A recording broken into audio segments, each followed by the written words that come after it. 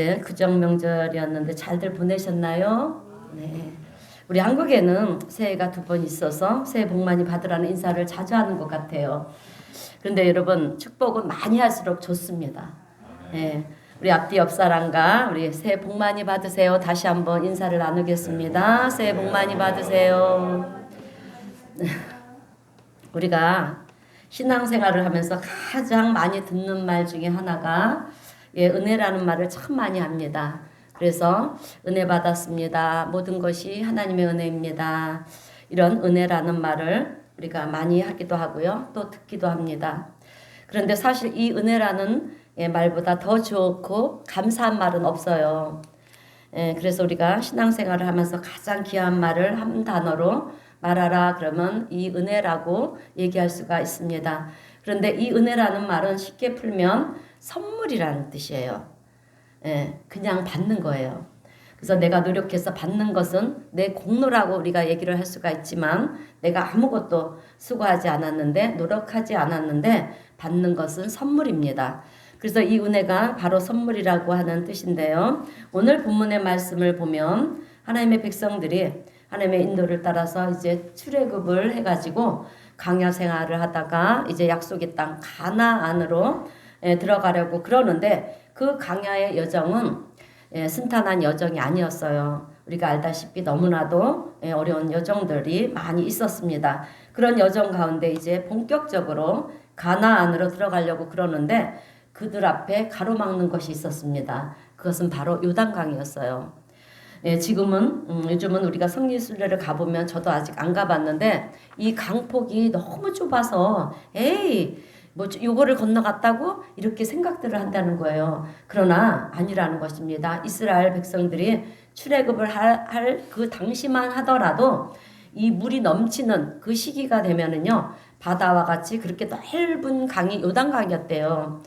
그 당시에 유적을 보면 요단강에 큰 배들이 그렇게 다녔던 그런 유적이 남아 있다라고 합니다. 그런데 이 요단강을 건너가야 되는데 이제 물이 범람하니까 어떻게 건너가야 될지를 모르는 거예요.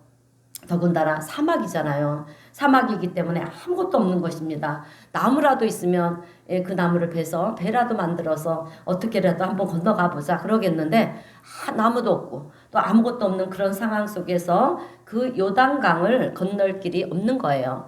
그런데 오늘 본문을 보니까 이스라엘 백성들은요 믿음으로 해요. 믿음이 중요하다라는 거죠.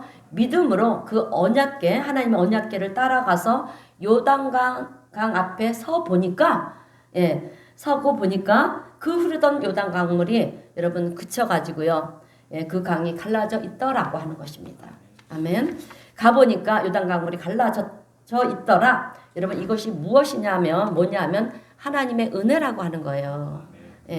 그러니 그들이 얼마나 감사했겠습니까? 그래서 우리가 신앙생활을 하면서 감사한 것이 무엇이냐 하면 내가 내 모든 모든 은혜를 베푸시는 하나님을 안다라는 것을 이게 축복이에요, 여러분. 내가 하나님을 알고요. 또 그 하나님의 은혜 가운데 하나님의 자녀가 되었지 않습니까? 그러니까 나는 하나님의 은혜 가운데 사는 존재다라고 하는 거예요. 이 사실을 우리가 깨닫고 보면 얼마나 감사한 일인지 모른다라고 하는 거예요. 여러분 다윗의 우리가 일생을 돌아보게 되면 수많은 위기가 있었어요. 그의 인생에. 그래서 위기 때마다 하나님 살려주세요 그러면 그 위기의 상황이 어느 순간 평정해지는 것이고 평정이 되어져 있고요. 또 자기가 살게 되는 그런 것을 보면서 여러분 하나님의 은혜가 너무도 감사한 거예요. 그래서 다윗은 수많은 시편으로 통해서 그렇게 찬양시를 만들어서 하나님을 찬양하는 것을 우리가 보게 됐는데 수많은 시들 중에 시편 18편 2절의 말씀을 보면 이렇게 노래를 하고 있습니다. 우리 다 함께 시편 18편 2절 말씀을 다 함께 읽어보겠습니다. 시작.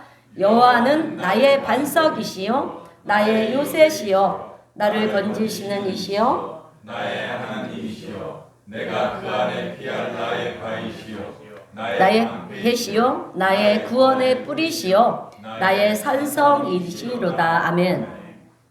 여러분 다윗의 고백을 보면 힘든 여정 가운데 있을 때 누가 좀 나의 의지가 내가 의지할 수 있는 그런 바위 같은 존재가 있었으면 좋겠다. 예, 그러면요 하나님이 자기의 바위가 되어 주셨다라고 고백을 하고 있는 거예요. 또 위기를 만났을 때 나를 막아줄 수 있는 이 방패와 같은 그런 역할을 할 수 있는 것이 있었으면 좋겠다. 그러면 하나님께서 방패가 되어 주셔서 자신의 삶을 보호하고 계신다라고 하는 것을 알게 되었다라고 하는 고백입니다. 이 말씀이. 그래서 다윗은 늘 이런 찬양을 통해서 하나님이 나의 반석이 되시고 나의 방패가 되시고 나의 요새가 되시고 이렇게 다윗이 하나님을 노래하는 것을 우리가 볼 수가 있어요. 다윗은 자기가 혼자 있는 것 같아도 혼자 있는 것이 아니라는 것입니다. 오늘 우리도 마찬가지예요. 그래서 하나님의 보호하심의 손길 안에 사는 하나님의 은혜 안에 사는 존재가 되어서 우리의 눈으로는 위기인 것처럼 보였지만 실상은 그 모든 것이 위기가 아니라는 거예요. 하나님의 다스림의 은혜 가운데 자기는 자유한 존재가 되었다라고 그렇게 고백하는 것을 우리가 볼 수가 있습니다. 이 사실을 우리가 믿음으로 받을 수 있는 우리 성도님들이 되시기를 주님의 이름으로 축원드립니다. 여러분 믿음이에요.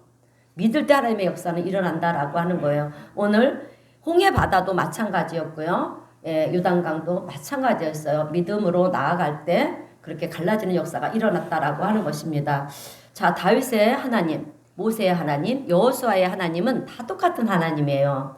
그 하나님이 오늘 우리의 하나님이시다라고 하는 것을 우리가 생각할 때 여러분 얼마나 감사한 일입니까? 그죠? 그래서 우리가 다윗의 이야기를 들으면서 은혜를 받고요. 또 모세의 이야기를 들으면서도 은혜를 받고 여호수아의 이야기를 들으면서도 통해서 우리는 여러분 힘과 용기를 얻게 되는 거예요. 근데 얻는 이유는 그 다윗에게 행하시고요. 우리가 이 말씀을 통해서 우리가 힘을 얻고 용기를 얻는 것은 딴 거 아닙니다. 다윗에게 행하시고 또 모세에게 행하시고요. 그리고 여호수아에게 행하시고 또 사무엘 선지자에게 또 행하시고 다니엘 선지자에게도 행하시는 그 하나님이 여러분 오늘 동일하신 우리 하나님이시기 때문에 그렇다라고 하는 것입니다. 그러면 그 하나님께서 오늘 여호수아와 또 이스라엘 백성들에게 큰 은혜를 베풀어 주시지 않았습니까? 건널 수 없는 강을 배 타고 건너가거나 그렇지? 그래야 되는데 그 강을 걸어서 가러갔다는 거예요. 이게 하나님의 은혜지 뭐겠습니까? 여러분 이런 기적을 우리도 올해 안에 체험을 해야 돼요. 오늘 우리에게도 동일한 은혜를 베풀어 주신다라고 하는 거예요. 그런데 왜 이스라엘 백성들에게 이렇게 놀라운 은혜를 베풀어 주셨는가라고 하는 거예요. 그것은 하나님께서는요. 이스라엘 백성들을 당신의 택한 백성으로 삼으셨기 때문에 그래요. 그리고 또 우리 믿음의 조상이죠. 아브라함을 통해서 그 후손된 이스라엘 백성들에게 주시마라고 약속하신 그 약속이 있었기 때문에 여러분 하나님은 약속을 이행하시는 하나님이시잖아요. 그래서 이스라엘 백성들에게 그 은혜 가운데 모든 길을 형통케 만들어 주셨다라고 하는 것입니다.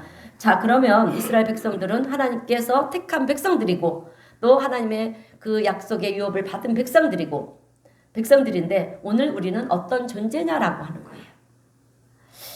오늘 저와 여러분은 예수 그리스도로 말미암아서 하나님의 자녀가 된 존재입니다. 우리가 예수 그리스도로 말미암아 아브라함의 후손이 되어서 아브라함의 유업을 잇는 자가 된 거예요. 아멘. 그러니까 이스라엘 백성들과 우리는 동일한 조건을 가지고 있는 존재들이다라고 하는 것입니다. 이것은 여러분 하나님께서 이스라엘 백성들에게 이렇게 은혜를 베풀어 주셨다라고 하면 오늘 우리도 그 하나님의 은혜를 받을 완벽한 자격을 갖춘 그런 존재라고 하는 사실을 우리 성도님들은 아시기를 바랍니다. 자, 그래서 오늘 우리 성도님들은 말씀을 보면서 하나님께서 요단강을 이렇게 가르셨다라고 하면 오늘 우리의 문제의 요단강이 있지 않겠습니까? 우리 각자에게는 요단강이 있어요. 문제의 요단강이 있어요.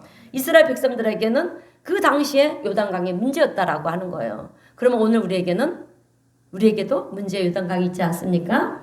그래서 문제의 요단강도 하나님께서 이렇게 가르실 것이다, 해결해 주실 것이다, 이것을 우리는 확신해야 된다라고 하는 것입니다. 자, 2024년도에 하나님께서 우리 성도님들의 삶을 도와주심으로 놀라운 요단강이 갈라지는 것 같이 우리의 문제의 요단강이 갈라지는 역사가 우리 성도님들 모두에게 일어나게 되시기를 주님의 이름으로 축원드립니다.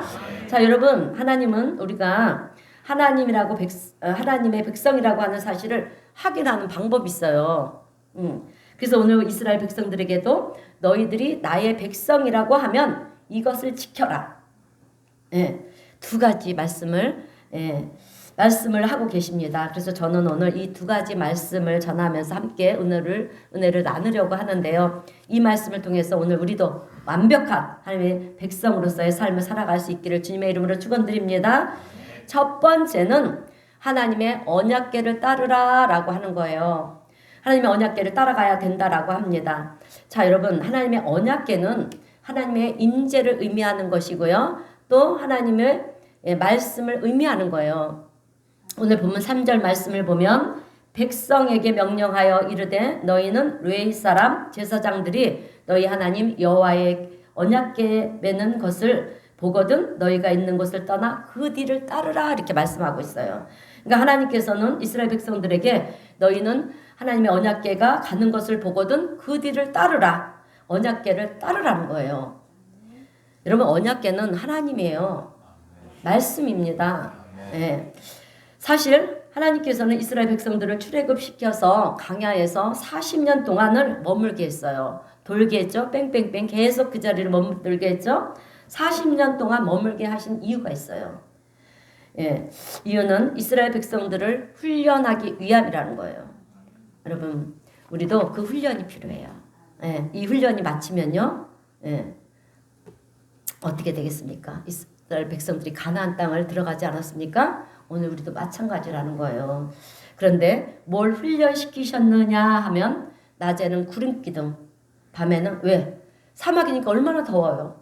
그러니까 주님이 구름이 돼서 그들을 보호해 주신 거고요. 또 사막이 밤에는 그렇게 춥대요. 그러니까 불기둥으로 이스라엘 백성들을 보호해 주신 거예요. 그러니까 낮에는 구름기둥, 밤에는 불기둥이 돼서 너희들을 인도할 터이니 너희는 그것을 앞서지 말래요. 거리를 두라고 했습니다. 여러분, 우리는 하나님과 거리를 둬야 돼요. 하나님 앞에 나갈 수가 없어요. 여러분, 오직 예수 그리스도의 그 공로에 힘입어서 우리가 나가는데, 여러분, 하나님을 보면 살 수가 없는 거예요.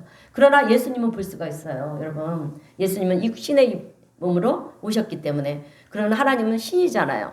영이잖아요. 어떻게 영이신 하나님 우리가 만날 수가 있어요? 가까이도 갈 수 없어요. 그래서 모세가 떨기나무에서 엿새를 부를 때 가까이 오지 말라고 했어요. 주님이. 거리를 두라는 거죠. 그래서 거리를 앞서지 말고 뒤따라 가야 된다라고 하는 거예요.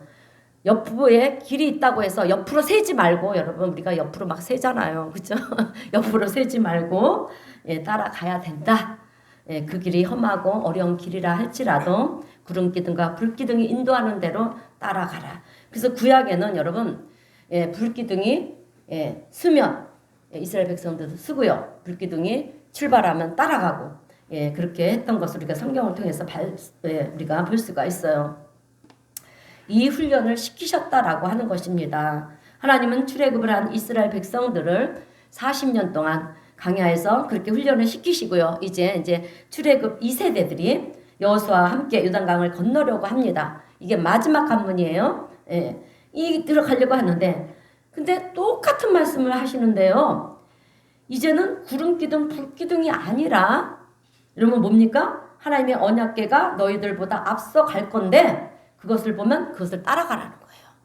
구름기둥, 불기둥으로 광야에서는 하나님께서 그렇게 인도하셔서 따라오라고 했지만, 이제는 뭡니까? 언약궤, 말씀, 이 말씀이에요. 이 말씀이 먼저 가면 뒤따라 오라는 것입니다. 여러분, 하나님은 왜 이런 훈련을 시키셨을까요? 우리는 때로 이런 불평을 할 때가 있어요. 여러분, 하나님의 말씀대로 살기가 너무 어려워요.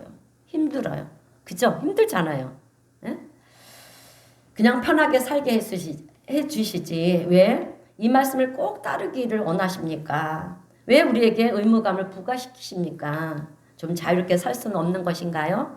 이런 생각을 할 때도 있고 불평을 할 때가 있어요. 그런데 사실 실상을 놓고 보면, 여러분, 하나님께서 당신의 말씀을 따르라는 것은요, 우리를 힘들게 하기 위해서, 의무를 부과하기 위해서가 아니라 하나님의 말씀을 따라가는 길이 여러분 지름길이기 때문에 그렇습니다. 우리를 하나님이 인도하시겠다라고 하는 거예요. 의의 길로 축복의 길로 인도하시기 위한 하나님의 배려라고 하는 거예요. 우리는 인생을 살면서 사실 어디로 가야 할지 모르는 인생들이에요. 어디로 가야 할지 압니까? 모르고 헤매다가 사망의 음침한 골짜기로 떨어지지 말고 내가 너희들을 인도할 터이니 내가 가는 길이 안전한 길이다라고 하는 것입니다. 그 길을 따라가게 될 때 하나님의 놀라운 축복을 보게 될 것이고요. 우리가 또 기적을 보게 될 것이고 그 길을 따라가게 될 때 내가 너희들에게 주마 이렇게 약속하셨던 그 모든 축복의 말씀을 이루는 결과를 우리가 보게 될 것이다라고 하는 것입니다. 그리고 내가 너희를 인도하는 것은 가나안으로 가는 길을 인도하는 것이지 너희에게 이 길로 가라 의무적으로 그렇게 강요하는 것이 아니라는 거예요. 그래서 예전에 우리는 하나님 말씀을 읽으면서 하나님의 그 은혜를 깨닫지 못했으니까 어떻게 했습니까? 아니 도대체 왜 하나님은 이렇게 살라고 그러는 거지? 세상 사람들이 사는 길로 갈 수도 있는 거지 뭐.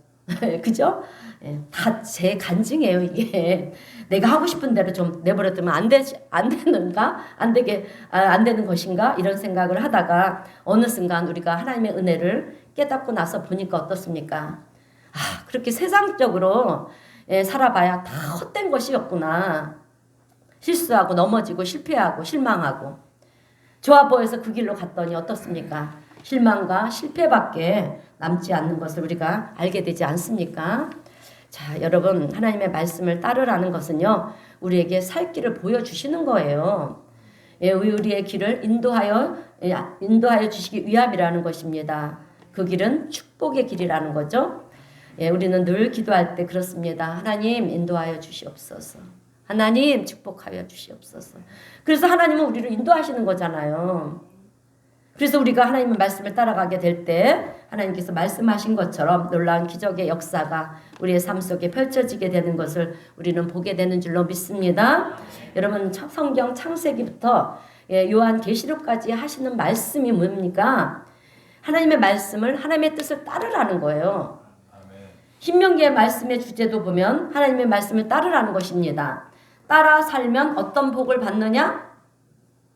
여러분 이 말씀이 올해 첫 번째 주일 우리에게 주신 말씀이에요. 어떤 복을 주신다 말씀하셨습니까? 할렐루야. 네, 들어와도 복을 받고 나가도 복을 받고 성읍에서도 복을 받고 떡반죽 그릇이 복을 받고 자녀들이 복을 받고 그러나 하나님의 말씀을 거절하면 어떻게 된다고 했어요? 내 뜻대로 내가 하고 싶은 대로 가면 들어와도 저주를 받고 나가도 저주를 받고 성읍에서도 저주를 받는다 하는 모든 일이 저주를 받는다라고 했습니다. 여러분 축복이냐 저주냐는 우리의 선택이라는 거예요.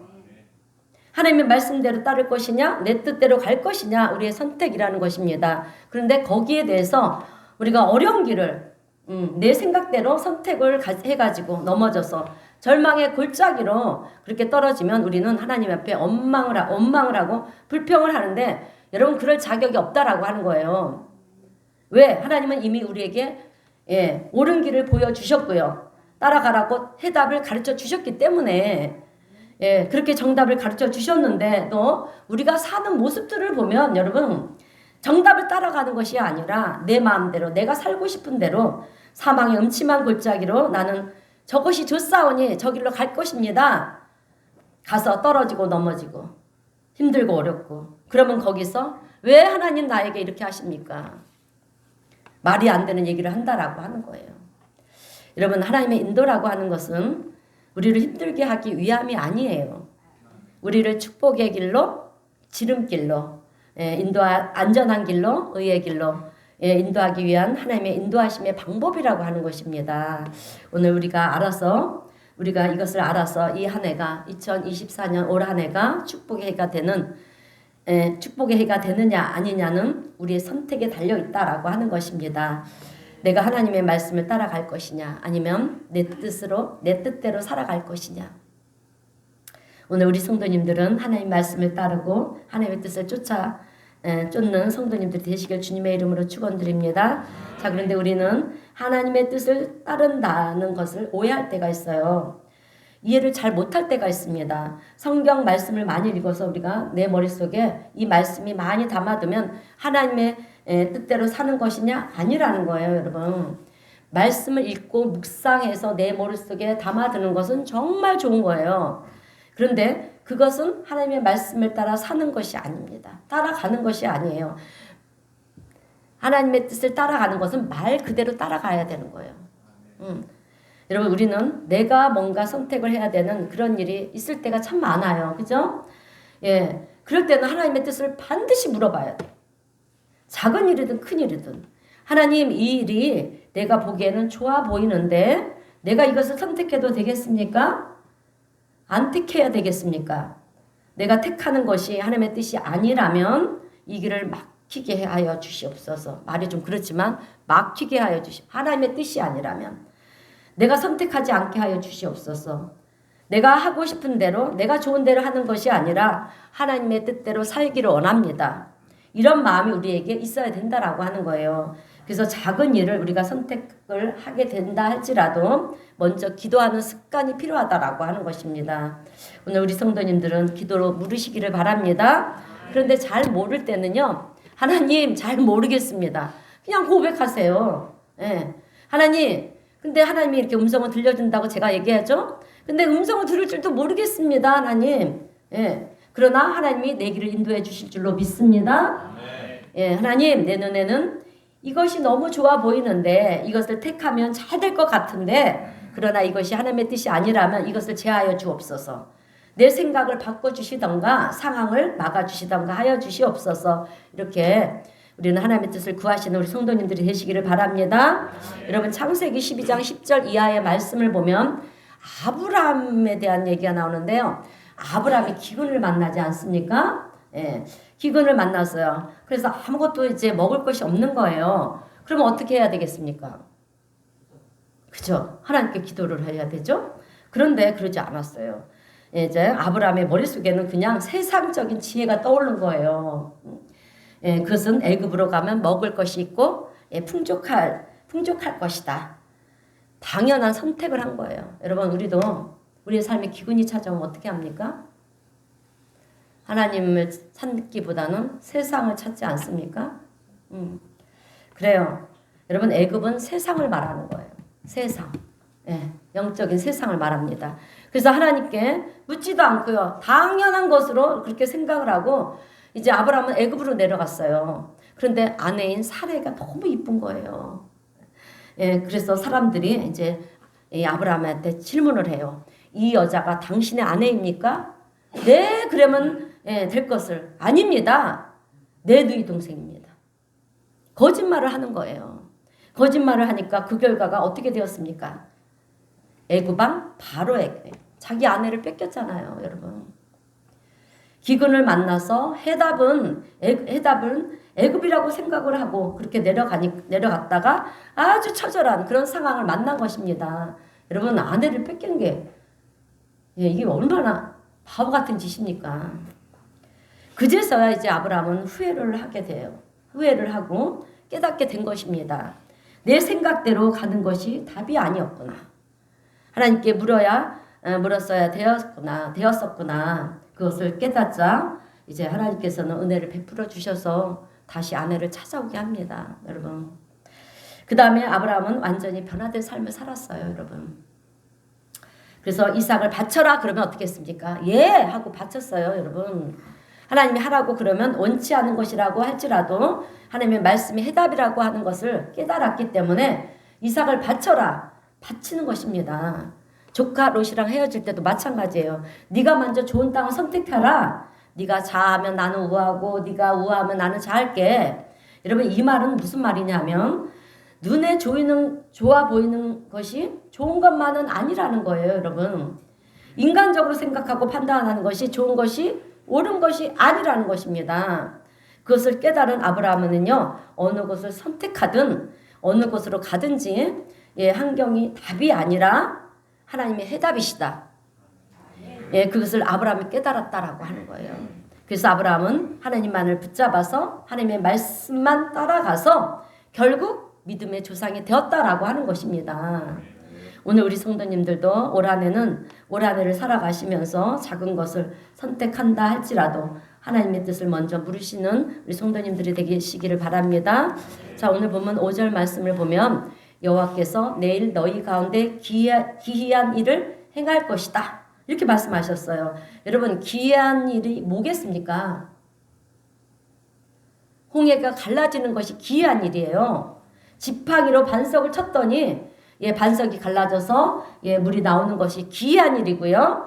여리고성을 돌았더니 여리고성이 그냥 돌기만 했는데 무너졌어요. 그것이 기이한 일이고요. 그리고 오늘 요단강 앞으로 갔더니 요단강이 갈라져서 요단강을 어떻게 했다? 걸어서 건너갔다. 이것이 기이한 일인 것입니다. 이것은 하나님이 행하신 일이에요. 기적입니다, 여러분. 그러니까 오늘 이 기이한 일은 하나님의 기적이고 축복인 줄로 믿습니다. 그래서 오늘 우리 성도님들은 이제 다시금 우리가 2024년이 시작되지 않았습니까? 2024년을 사시면서 이 기이한 일들, 하나님의 기적을 경험하시는 우리 성도님들이 되시기를 주님의 이름으로 축원드립니다. 자, 그런데 이런 일들을 우리가 경험하려면 어떻게 해야 되는가라고 하는 거예요. 어떻게 해야 되겠습니까? 전적으로 하나님의 뜻을, 하나님의 말씀을 따라갈 때 우리는 이 기이한 일들을 경험할 수가 있다라고 하는 거예요. 하나님의 말씀을 따라갈 때 기이한 일들을 볼 수가 있는 것이지 내 뜻대로 가면서 그런 기적을 보여주세요. 그러면 기이한 일을 볼 수가 있겠습니까? 그러므로 하나님의 뜻을, 하나님의 말씀을 따름으로 놀라운 그런 좋은 일들이 우리 성도님들의 가정마다 2024년 올 한해 넘쳐나시길 주님의 이름으로 축원드립니다. 자, 두 번째로 하나님이 하시는 말씀은 세상과 구별된 존재로 살아야 된다라고 하는 것입니다. 다시 본문 5절 말씀을 보면 너희는 자신을 성결하게 하라 그랬어요, 여러분. 우리 자신이 성결해야 된다라고 하는 것입니다. 여러분, 구약에 보면 제사를 드릴 때 흠없는 제물을 그렇게 하나님 앞에 드리지 않습니까? 그래서 이제 양을 고를 때 어땠습니까?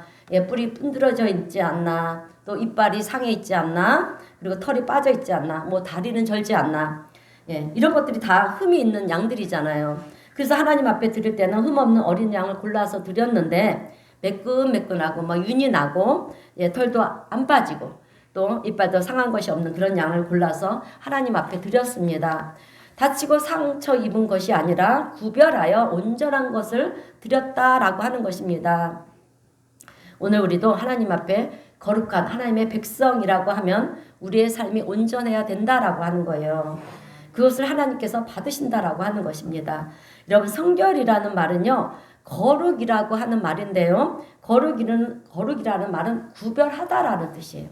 그러니까 다친 것과 상처 난 것이 구별이 되듯이 우리의 삶이 세상 사람들과 구별된 삶을 사는 것, 이것을 우리는 구별이라고 말을 합니다. 여러분, 구약에서 하나님께서는 이스라엘 백성들을 택하시지 않았습니까? 택하셨어요. 택하시고 그들에게 요구한 것이 무엇이냐면 다르게 살라라고 하는 거예요. 다르게 살라.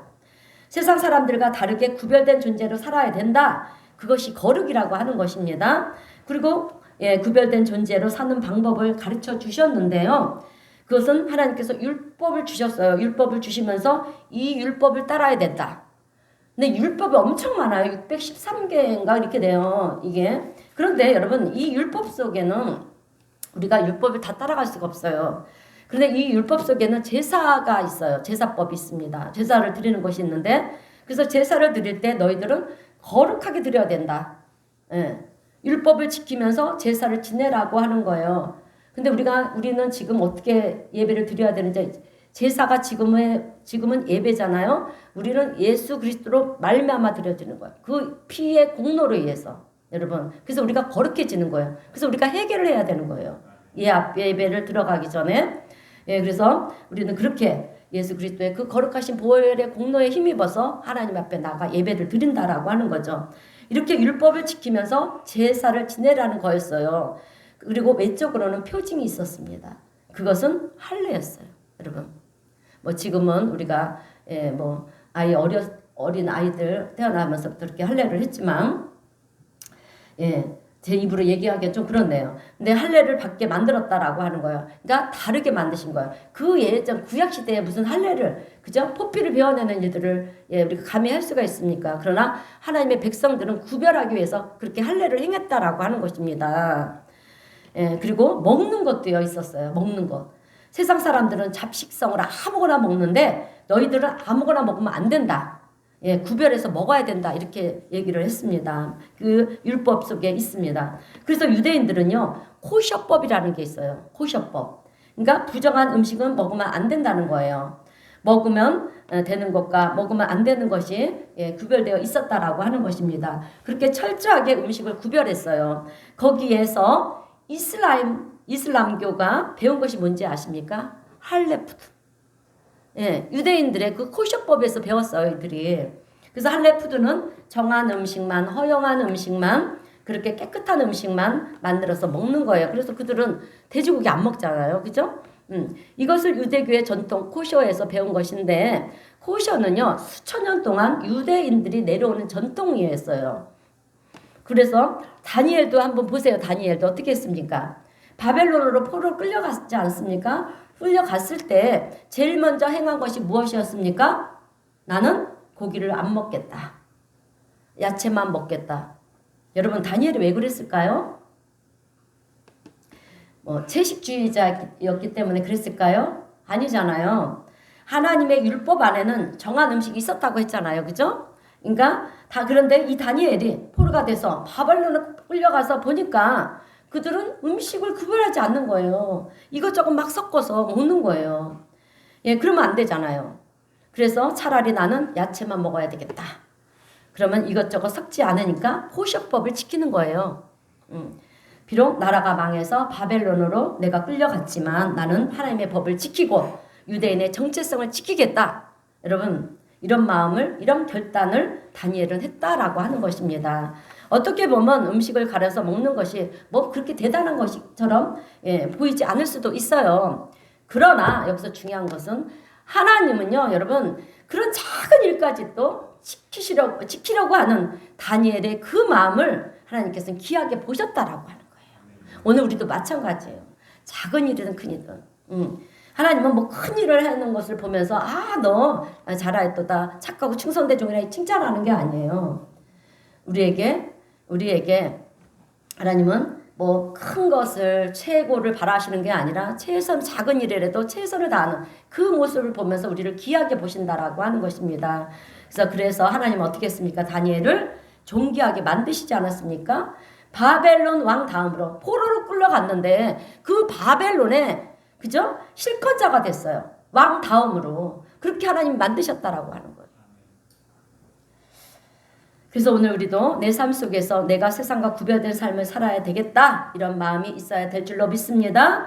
그런데 신약에 와서는 우리가 어떻게 해야 우리가 구별된 삶을 살아갈 수 있겠는가라고 하는 거예요.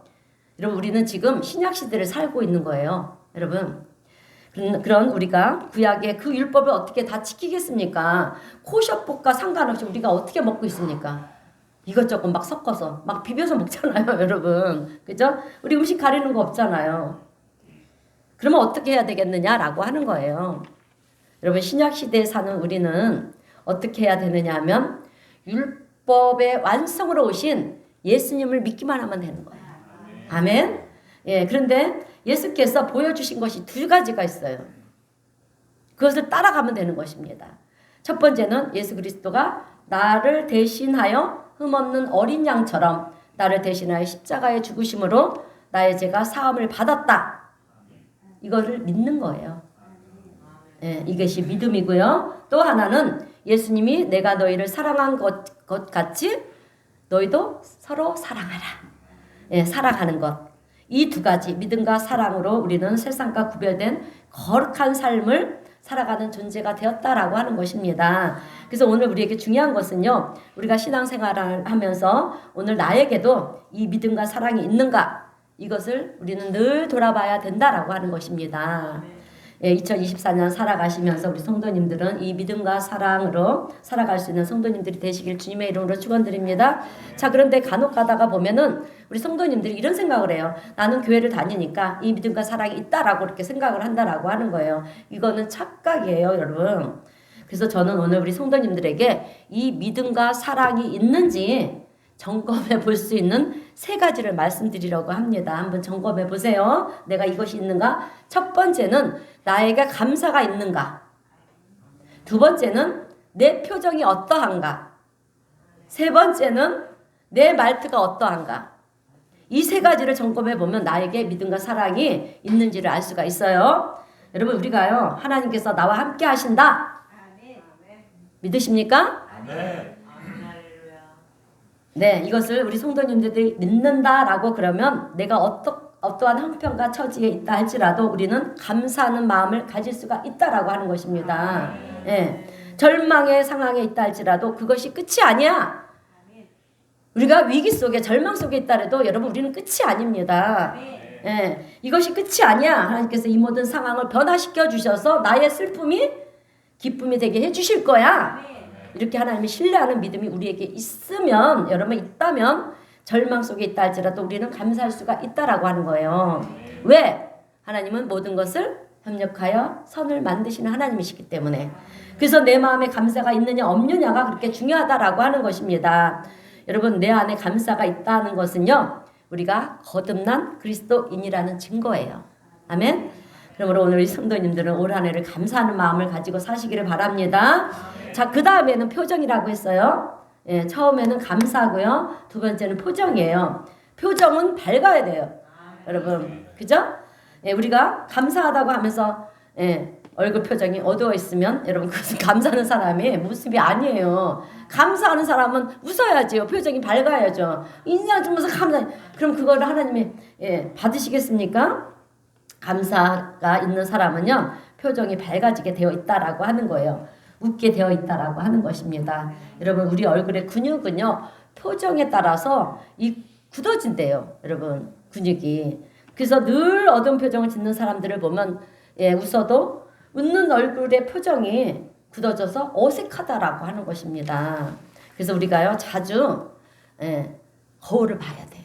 거울을 보면서 여러분 웃는 모습을 연습해야 돼요, 이제는. 그죠? 우리 마을의 속담에도 그런, 우리의 말에 그런 거 있잖아. 웃는 얼굴에 있잖아요. 그죠? 아마 그 사람이 잘못해도 생글생글 웃으면 그 얼굴에 침을 못하는, 그러니까 욕을 못한다라는 거겠죠?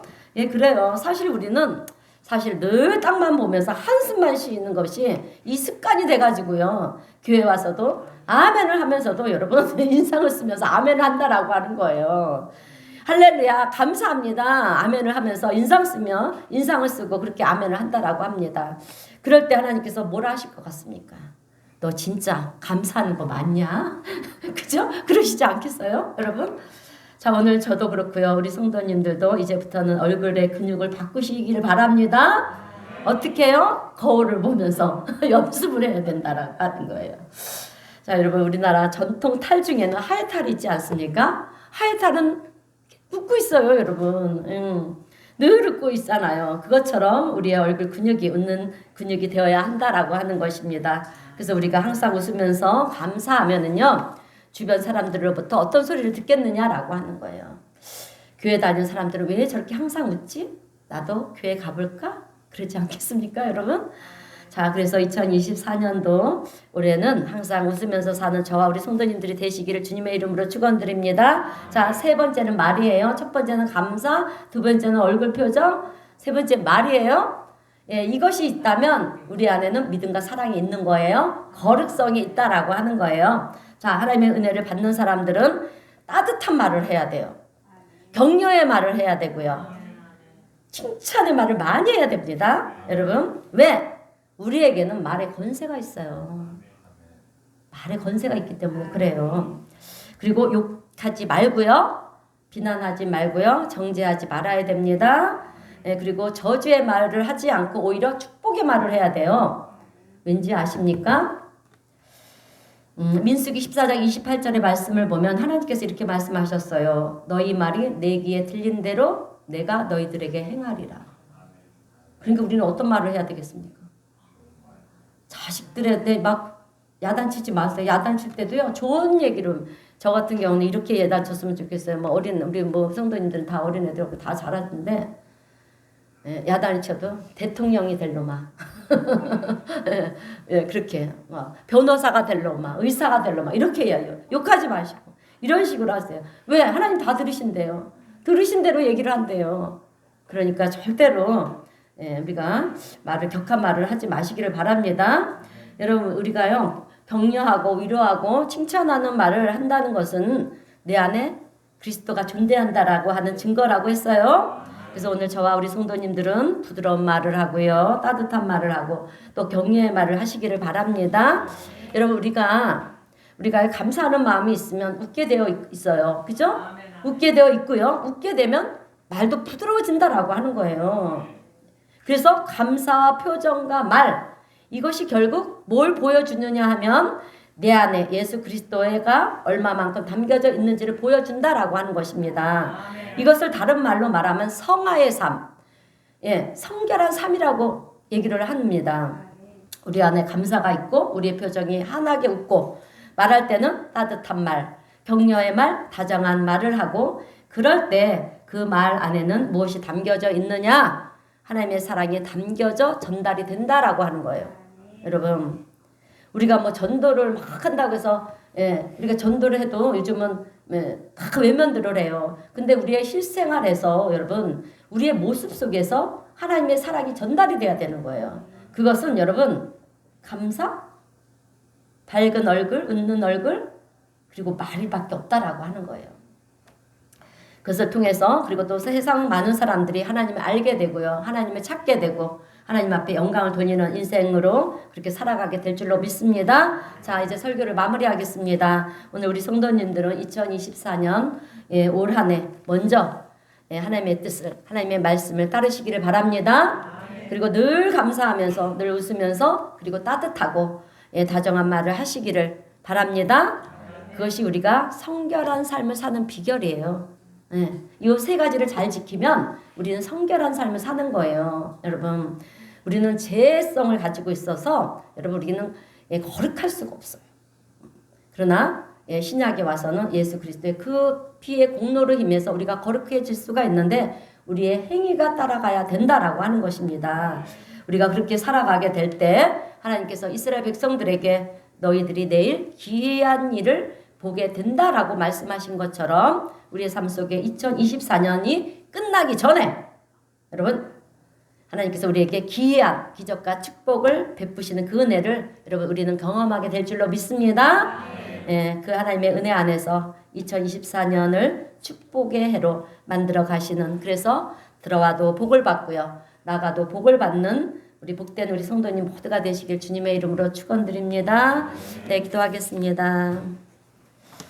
사랑의 하나님 아버지, 은혜에 감사합니다. 오늘 말씀을 통하여서 우리가 하나님의 백성이 됨을 알게 하시고 또 우리가 성결하게 하나님의 뜻을 쫓을 때 하나님께서 우리의 삶 속에 기이하고도 놀라운 기적을 행하시는 하나님 되심을 알게 하여 주시니 감사를 드립니다. 주님, 2024년 올 한 해를 우리 모두가 거듭난 그리스도인으로서 주님의 뜻을 따르며 성결한 삶을 살아가게 될 때 우리 하나님께서 계획하신, 또 하나님께서 약속하신 그 귀한 일들이 하나님의 놀라운 은혜와 기적의 역사가 올 한 해 가운데 우리의 삶 속에 일어나는 것을 우리 모두가 주님 볼 수 있도록 축복하시고 은혜를 베풀어 주시옵소서. 우리 성도님 모두를 축복하여 주시는 주님의 크신 은혜에 감사드리오며 예수님의 이름으로 기도드리옵나이다. 아멘.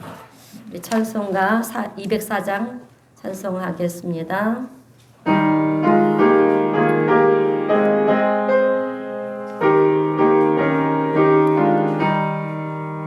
주의 말씀 듣고서 준행하는 자는 반석 위에 터닫고 집을 지은 같아.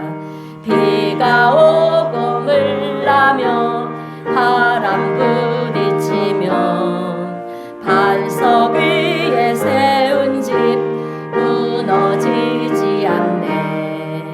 잘 짓고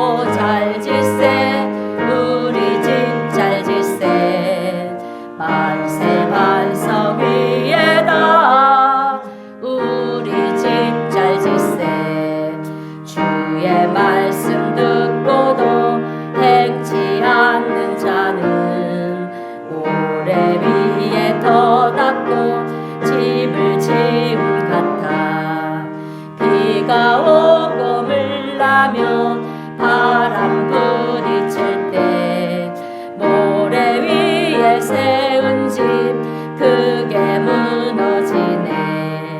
잘 짓고 잘 짓세 우리 집 잘 짓세